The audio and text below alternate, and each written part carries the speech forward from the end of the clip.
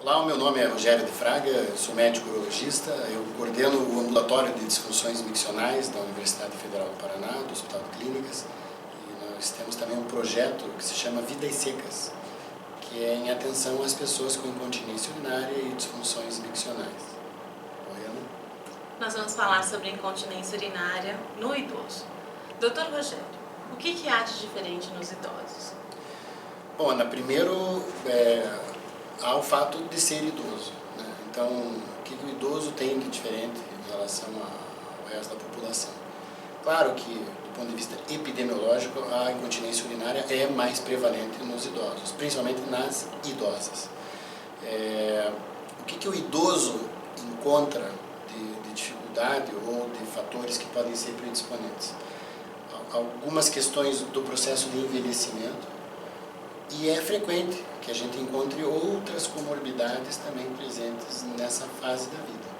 Então, a gente imagina, por exemplo, que uma mulher idosa, por questões assim da pós-menopausa, por questões de gravidez, de parto, que ela tenha uma fraqueza do períneo, dos elementos que dão a continência, e isso às vezes é apresentado como parte do processo de envelhecimento. Então, você acha que uma mulher, ao envelhecer, pode apresentar incontinência urinária.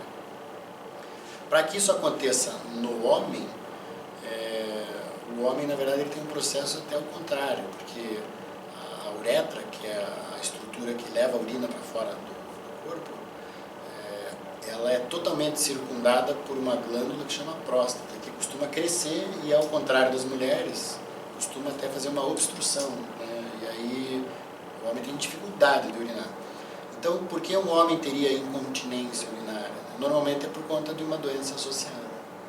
Se ele tiver um câncer de próstata, por exemplo, ele pode ter que fazer uma cirurgia radical e a sequela disso pode ser ele perder o controle da urina. Ou ele pode ter outros distúrbios daí de esvaziamento da bexiga, como doenças neurológicas, um acidente vascular encefálico, Parkinson, ou outras doenças. Alguns aspectos que vale a pena a gente comentar, assim, além dessas questões de comorbidade, né, que são comuns no idoso, eu acho que a gente deve fazer uma leitura funcional do idoso, né? Porque quando a gente fala idoso, assim, num país como o Brasil, é qualquer pessoa acima de 60 anos. Mas como é a capacidade funcional dessa pessoa? Então, a gente importa da geriatria e da gerontologia alguns conceitos que tentam levar em consideração principalmente um eventual déficit cognitivo comportamental que essas pessoas possam apresentar. Não é infrequente que os idosos apresentem esse tipo de impacto, esse tipo de déficit. Então, se você pensar na micção, se você pensar no gerenciamento da continência, ele é um gerenciamento voluntário. Se você tiver um impacto na função cognitivo-comportamental, você provavelmente pode ter um problema nesse sentido. Uma maneira fácil assim de fazer isso é uma ferramenta, como eu disse, a gente importou, né, da geriatria e da gerontologia. A gente tenta avaliar qual que é a capacidade funcional desse paciente. Então, a gente pergunta sobre as atividades da vida diária, nas quais a gente tem a capacidade dele se vestir, a capacidade dele se alimentar e a capacidade de ser continente, tanto do ponto de vista intestinal quanto do ponto de vista urinário.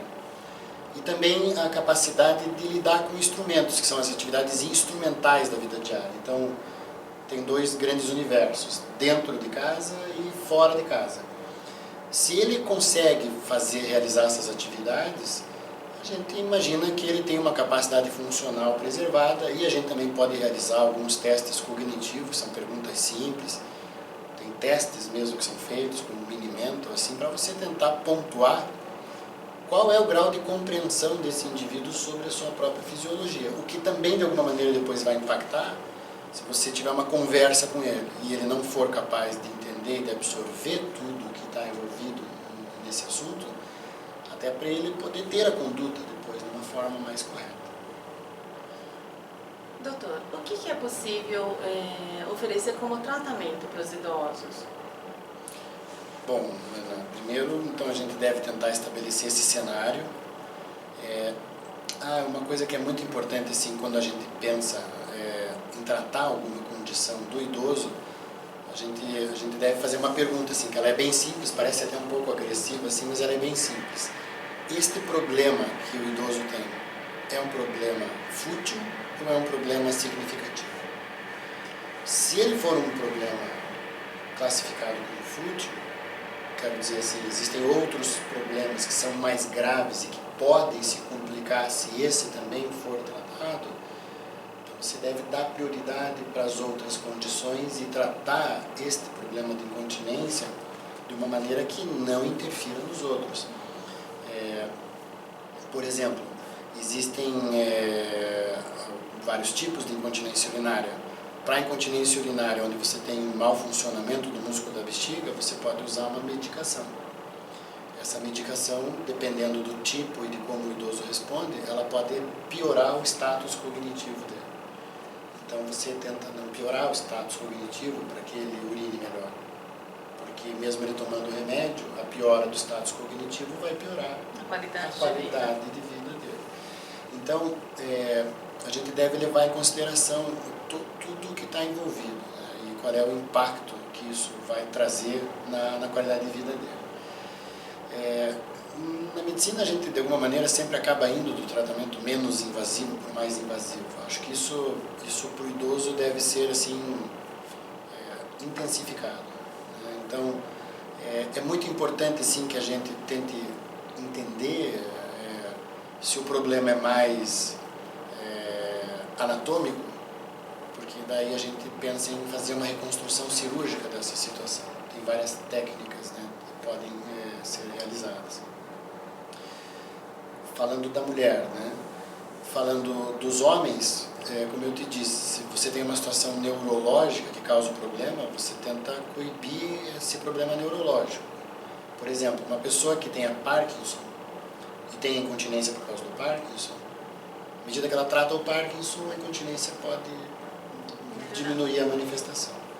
Se ela chegar num limite do tratamento do Parkinson com a dosagem das drogas para essa doença, aí você começa a fazer associações medicamentosas, fisioterapia e eventualmente até alguma cirurgia.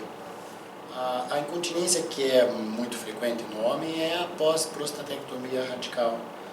Ela costuma ser transitória, né, depois do procedimento, muito porque o homem não é acostumado a usar o assoalho pélvico como a mulher é. A mulher tem mais percepção dessa musculatura.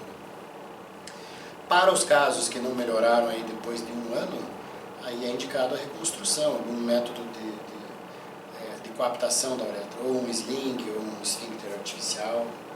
Existem algumas modalidades. O que me parece assim útil é você realmente definir, para pensar no tratamento, o quanto isso atrapalha e o quanto melhorar vai trazer qualidade de vida. E aí você vai escolhendo as terapêuticas. A gente tem medicamentos para as questões mais disfuncionais, assim, né, do ponto de vista fisiológico, tem fisioterapia e tem as cirurgias quando a gente entender que anatomicamente precisa ter essa reconstrução.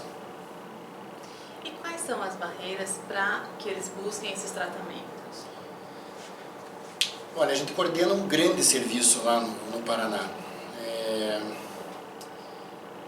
A gente tem barreiras nas pessoas que estão motivadas e a gente tem barreiras nas pessoas que não estão motivadas.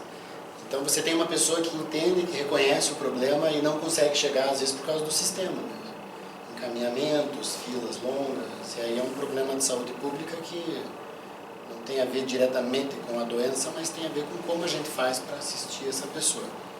A gente tem procurado progredir nesse sentido e tentar orientar a população, porque algumas crenças ainda existem, né? Então, no homem, perder urina é uma situação que é vista desde o início, né, como uma alteração.